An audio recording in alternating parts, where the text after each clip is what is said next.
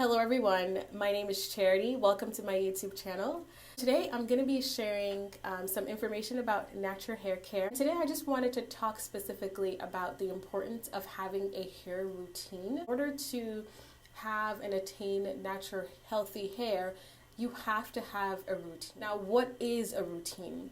So Google says that a routine is a sequence of actions regularly followed a fixed program. So this means that in your hair care, you have to have a sequence of things that you do and then be able to do those things consistently, because the hair really thrives off of consistency. The hair does not thrive when it is put in extensions for months on and just left alone. The hair needs to be nourished, the hair needs to be nurtured, and the hair needs to be taken care of.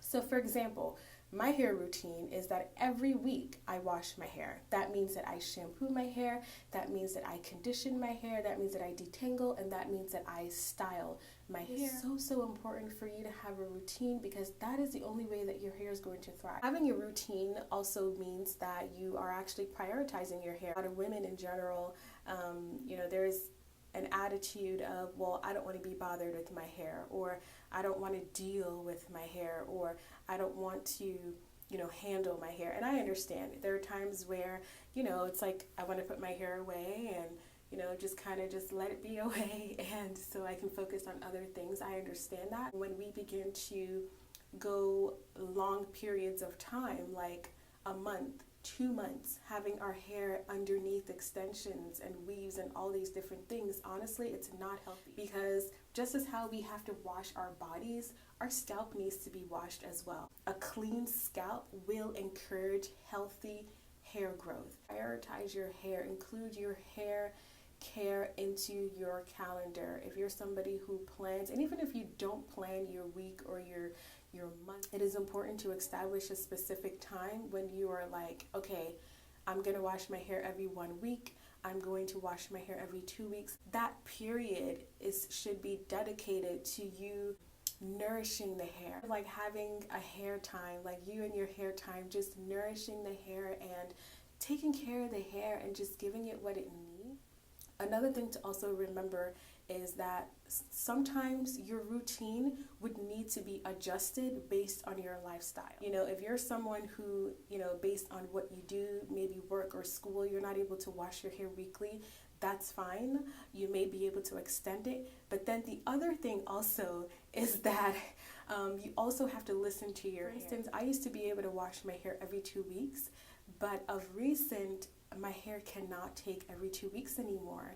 My hair likes to be washed every single week, because at that week mark, my scalp is dry, my scalp is itchy, and my scalp is just like, okay, it's time for me to be nourished. Ultimately, having a routine is really important.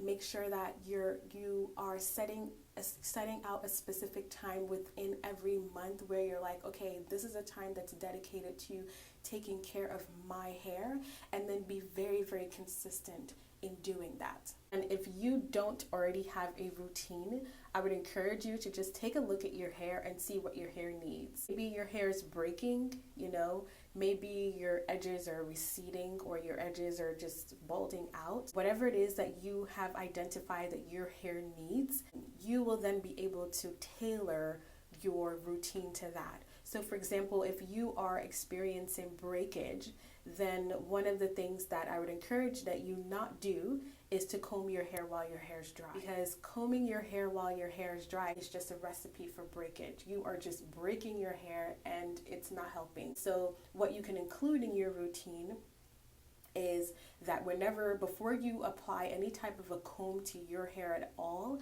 you want to make sure that there's some type of moisture in your hair. So you can go ahead and put water in your hair, and then put some type of oil, or you can even put conditioner in your hair just to soften the hair enough for you to be able to comb it out. And that's personally what I do. I do not comb my hair while it is dry, because like I said, it is a recipe for breakage. If you are having edges problem, like personally, I have very delicate edges, and so there are certain styles that I don't do, or that I would do less of, because I don't want my edges to break off. As a review, number one, prioritize your hair. Just know that your hair is part of you as a person. Just as how your body needs to be washed, your hair needs to be washed as well, and a clean scalp is a thriving environment for your hair.